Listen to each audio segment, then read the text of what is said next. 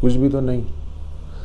عمران خان نے وہی تو کیا جو ہمارے جمہوری و نیم جمہوری و آمرانہ ڈی این اے میں ابتدا سے ہی پروگرامڈ ہے۔ جو نہیں جانتے وہ یہ سمجھ کے جوش میں ہیں کہ شاید پہلی بار کچھ عجیب سا ہو رہا ہے۔ نہ کچھ عجیب ہے نہ انہونا، وہی ہم عوام ہیں، وہی سیاستدان ہیں، وہی عدلیہ ہے، وہی فوج ہے۔ ہاتھی کے ہاں ہاتھی ہی جنم لیتا ہے، لومڑی تو پیدا ہونے سے رہی۔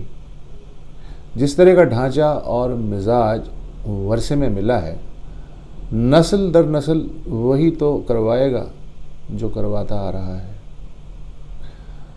ہم نے تو تب بھی دانتوں میں ایسے ہی انگلیاں دابی تھی جب بیوروکریٹ ڈکٹیٹر غلام محمد کے اسمبلی توڑنے کے حکم کو اسپیکر مولوی تمیز الدین چیف کورٹ میں چیلنج کرنے کے لیے برقع پہن کے رکشے میں بیٹھ کے ہانپتے کانپتے عدالت پہنچے تھے۔ پر کیا ہوا؟ الٹا عدلیہ نے نظریہ ضرورت تھما دیا، اور پھر یہی جمہوریت نواز تمیز الدین صاحب 8 برس بعد پہلے مارشل لائی حکمران کی چھڑی کے چھو منتر سے وجود میں آنے والی اسمبلی کا اسپیکر بنانا منظور فرما گئے۔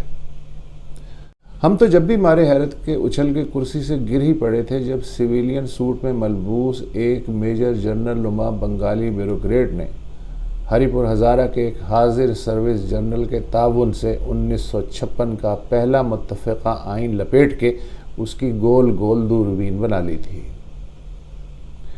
ہمیں تو تب بھی رونا آ گیا تھا جب برٹش آرمی کے سینڈ ہرسٹی کمیشن یافتہ بابائے مارشل لا عرف نجات دہندہ نے جناح صاحب کی بہن کو بھارتی ایجنٹ ثابت کرنے میں کوئی کسر نہ چھوڑی اور پھر بیلٹ باکس پہ جھرلو پھیر کے صدارتی انتخاب جیت لیا۔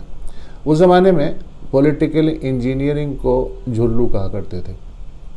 اور پھر اس نجات دہندہ نے اپنے ہی بنائے ہوئے آئین کے تحت سبکدوش ہوتے سمے سویلین اسپیکر کو قائم مقام صدارت سونپنے کی بجائے سپاٹ چہرے والے چیف کو زیادہ قابل بھروسہ سمجھ کے اپنا ہی آئین اس کے ہاتھوں بخوشی تڑوا کے رخصت لے لی۔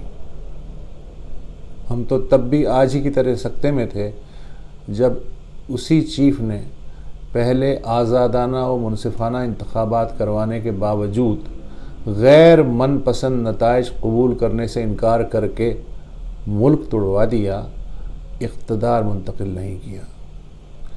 پھر ہم نے سکھ کا سانس لیا، کوئی تو ایسا سویلین منتخب و مقبول عوامی حکمران آیا ہے جو فوجی قیادت کے ساتھ ہم آہنگ ہے۔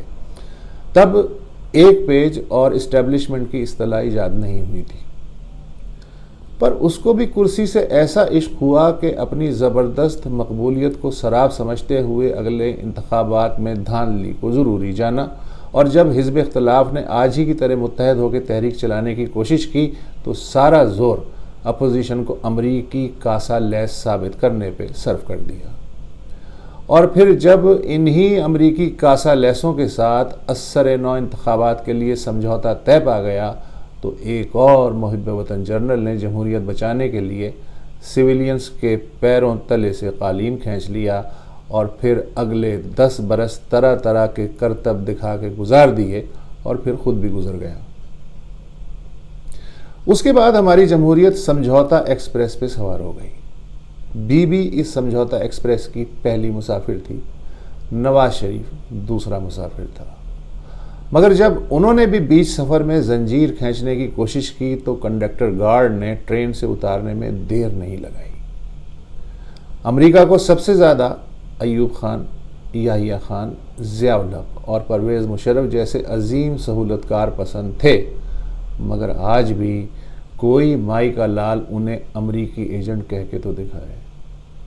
ہر طرح کے یہودی، بھارتی، امریکی، اسرائیلی اور سعودی ایجنٹ آپ کو سویلینز ہی میں تلاش کر کے دے دیں گے۔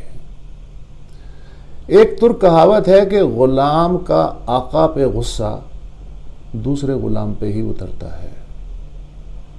میڈیا باز کہہ رہے ہیں کہ پارلیمنٹ میں جو کچھ ہوا اس پہ پوری دنیا ہنس رہی ہے۔ ویسے دنیا نے آپ کو سنجیدگی سے لیا کب تھا جو آج ایک بار پھر آپ خود ساختہ خجالت کی خوش فہمی میں مبتلا ہیں۔ 75 برس میں بغلیں بجانے یا بغلیں جھانکنے کے سوا اور کیا ہی کیا ہے۔ میں بھی عجیب شخص ہوں، اتنا عجیب ہوں کہ بس خود کو تباہ کر لیا اور ملال بھی نہیں۔